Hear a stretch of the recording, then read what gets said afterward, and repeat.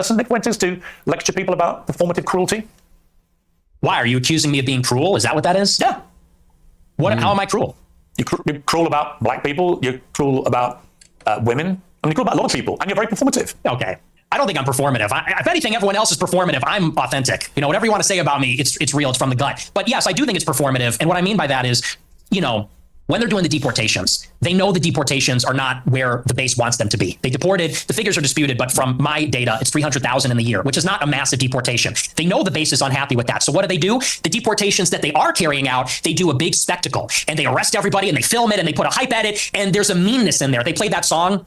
Yeah. From Sabrina Carpenter or something, and they make it a joke. They make it glib, and they do that because they're not delivering on the promise. So they compensate by doing it meaner, edgier, more mean-spirited, so that the base will overlook the fact that it's not happening. And I think that's by definition performative cruelty. You can call me a hypocrite, but it's definitely true about what they're doing in the administration. You went to see Trump at Mar-a-Lago with Ye for dinner. What was that like?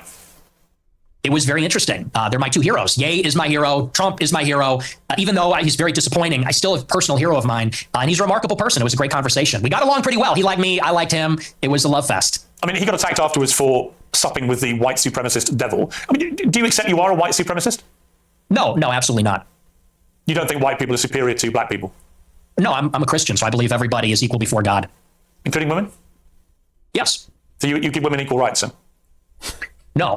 Great. No. Great. Okay, so you just talked a little bullshit, didn't you? What? No. Why are you mad about this? No. You want women to be treated equally before God, but you don't want to give them equal rights.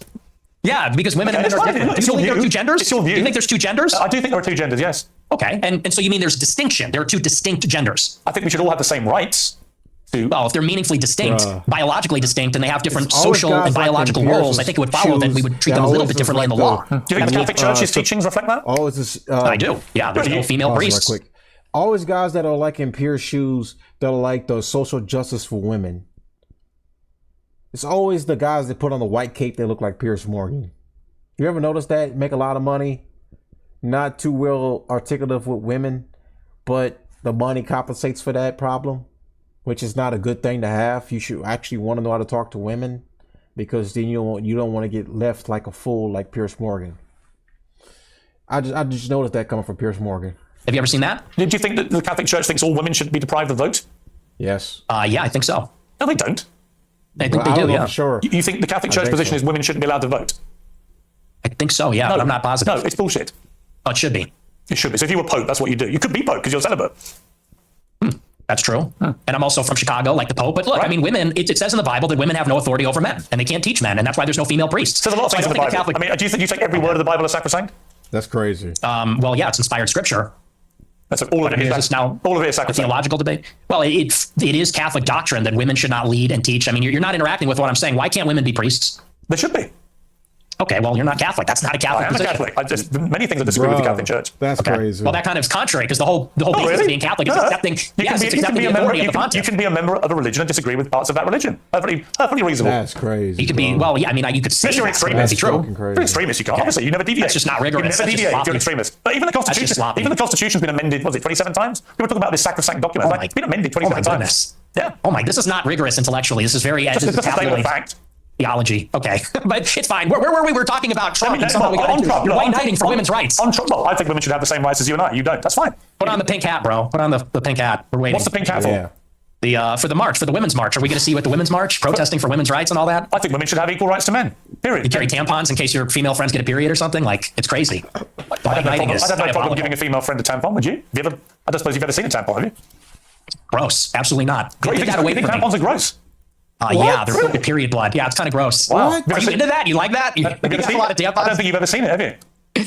I've seen them. I've seen them before. You've been that close to a woman? Really? No, I've seen them. Look, I used to live with women. I've seen them around the house. I bet you've seen videos, haven't you? What? What are we doing here, Piers? I'm not sure. You really hate that. I'm not sure. You're more impressed that I'm a misogynist than you are about anything. It's not really. I'm actually more exercised about your blatant, self-admitted racist. Yo, I swear, Piers does hate misogynist, bro, because like he hates what he can't be. Let's be real. Piers Morgan hates what he can't be. If he was even half the man that, say, Andrew Tate, the one that he pretty much like, I would go on a scale and say he hates Andrew Tate probably more than Nick, even though I consider Piers and Andrew Tate unofficial friends in a way. he just hates Andrew Tate for being a misogynist, quote unquote. But then you see Pierce's sex life. I get it. He hates him because he just can't be him. That's the problem why he hates him.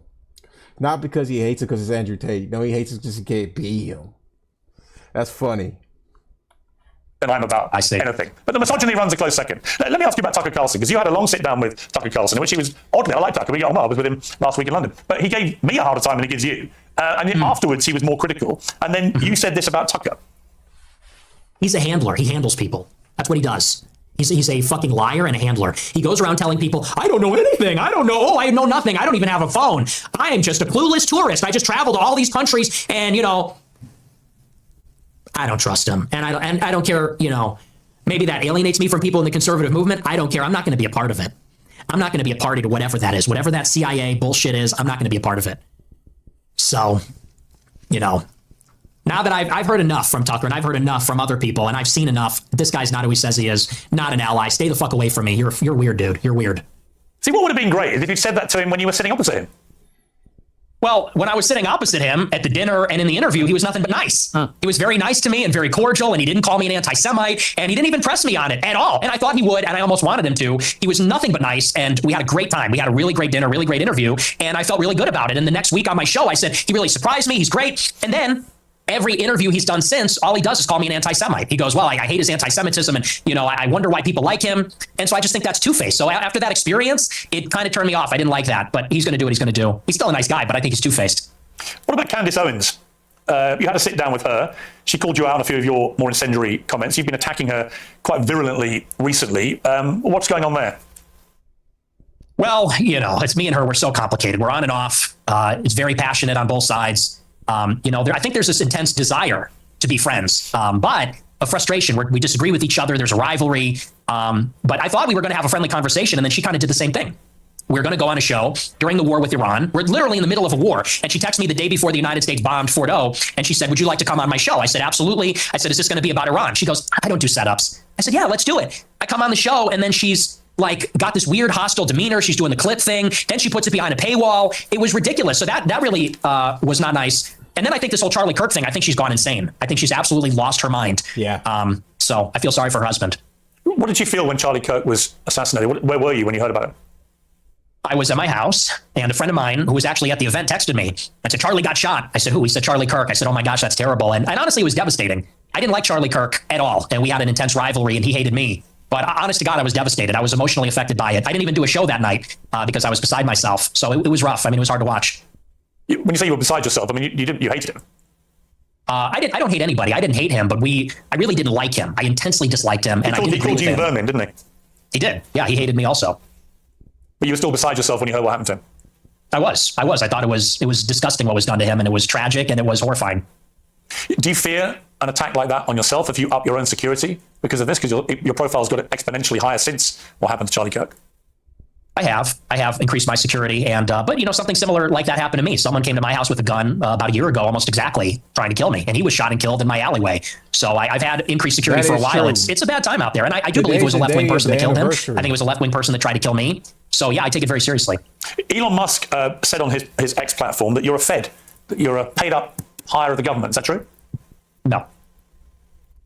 100. You've never worked for the government in any capacity.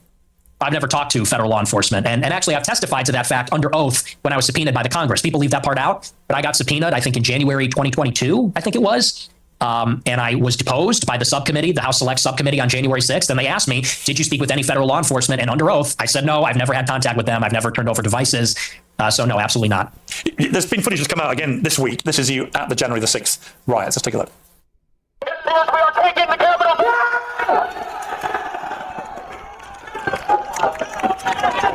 Keep marching. Never relax. Never relax. Break the barriers. Disregard the police. This government belongs to us. The police are separating the Capitol.